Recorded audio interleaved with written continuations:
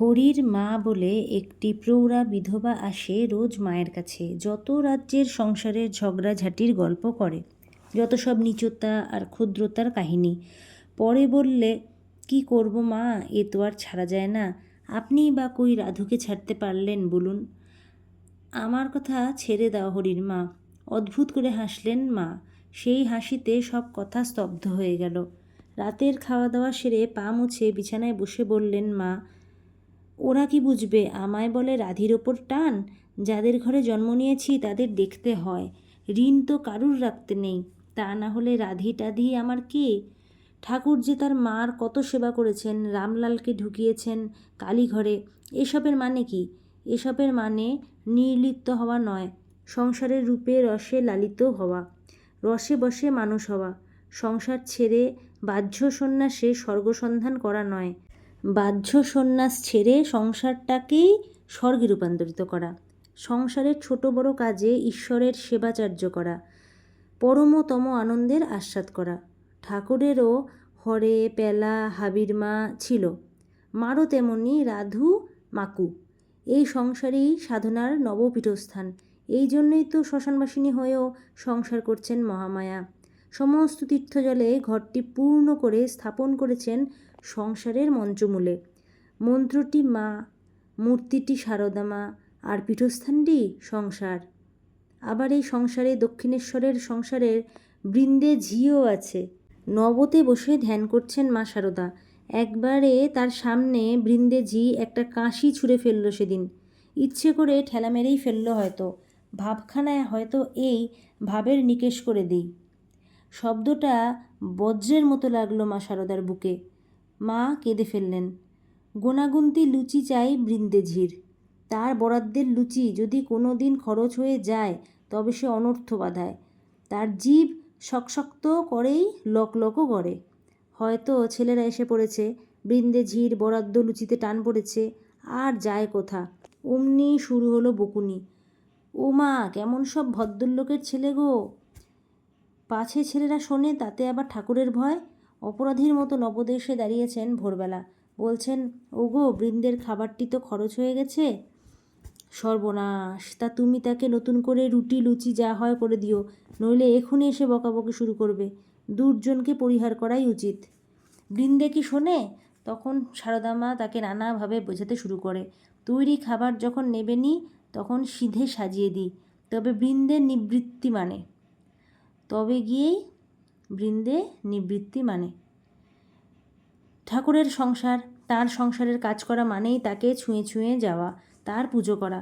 তিনি অরণ্যেও আছেন, সংসারেও আছেন, কিন্তু সংসার ছেড়ে অরণ্যে গেলেন না আর পাঁচজনের মতো। তিনি অরণ্য ছেড়ে সংসারে এলেন। রামকৃষ্ণ দেব সর্বাভিনব, সর্বাধুনিক। তার এই বিপ্লবের জোর কোথায়? তার এই সাধনার ভিত্তি কী? উত্তর হলো মা সারদা। সংসার সারদাত্রী মাতৃমূর্তি। যদি মা সারদা না থাকতেন, রামকৃষ্ণদেব আর পাঁচজনের মতোই আংশিক হয়ে থাকতেন। মা সারদাকে নিয়েই তিনি সম্পূর্ণ, মা সারদাকে নিয়েই তিনি সমস্ত সুন্দর। আরেকদিন এসে বৃন্দে ঝি খবর দিলে ঠাকুর ডাকছেন। আমাকে? এ কখনো হতেই পারে না।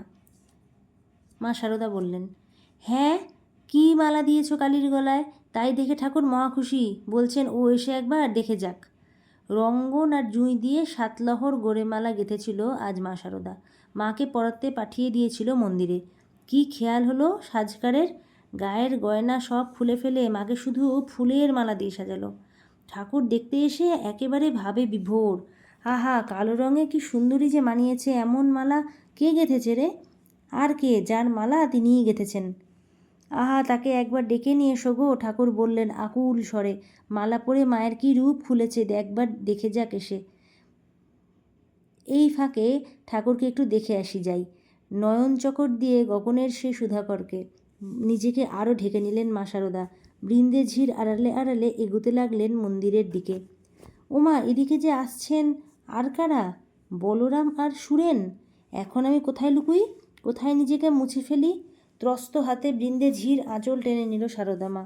তাতে আরেক প্রস্ত ঢাকা দিলেন নিজেকে। সামনের দিকটা ছেড়ে দিয়ে উঠতে গেলেন পেছনের সিঁড়ি দিয়ে। সেখানে আবার বাধা। ঠাকুর ঠিক চোখটি রেখেছেন, বলে উঠলেন, ওগো ওদিক দিয়ে উঠো না, সেদিন এক মেছুনি উঠতে গিয়ে পড়ে গিয়েছিল, পা পিছলে। কি হয়েছে, সামনের দিক দিয়ে এসো না। বলরামরা সরে দাঁড়ালো। মা শারদা তখন এলো সুমুখ দিয়ে, তাকালো মা কালীর দিকে। ঠাকুর তখন ভাবে প্রেমে গান ধরে দিয়েছেন। মা শারদা দেখল কালীর মুখেই ঠাকুরের মুখ আঁকা। আহা, সেই গান যেন সুধার স্রোত বয়ে চলেছে, তার উপরে ভাসছেন ঠাকুর। সে গানে কান ভরে আছে মা শারদার, কানের ভেতর দিয়ে এসে মরমে পুঞ্জীভূত হয়ে আছে। এখন যে গান শুনি সে শুনতে হয় তাই শুনি, বলছেন শ্রীমা। আর নরেনের সে কি পঞ্চমেই সুর ছিল, আমেরিকা যাবার আগে আমাকে গান শুনিয়ে গেল ঘুষুরির বাড়িতে। বলেছিল, মা, যদি মানুষ হয়ে ফিরতে পারি তবেই আবার আসব, নতুবা এই। আমি বললাম, সে কি? তখন তাড়াতাড়ি বললে, না না, আপনার আশীর্বাদে শিগগিরই আসব। আর গিরিশবাবু, আহা, সেই দিনও গান শুনিয়ে গেলেন। কি সুন্দর গান! বলরাম বোসের বাড়িতে তখন আছেন, একদিন ছাদে উঠেছেন বেড়াতে বিকেলবেলা। গিরিশ ও তার স্ত্রীও সে সময় ছাদে উঠেছেন। এক ছাদ থেকে দেখা যায় আর এক ছাদ। গিরিশের স্ত্রী বললেন গিরিশকে, ওই দেখো, ও বাড়ির ছাদে মা বেড়াচ্ছেন। গিরিশ তাড়াতাড়ি পেছন ফিরে দাঁড়ালো, চোখ বুজল। বললে, না না, আমার পাপনেত্র, এমন করে মাকে দেখব না লুকিয়ে।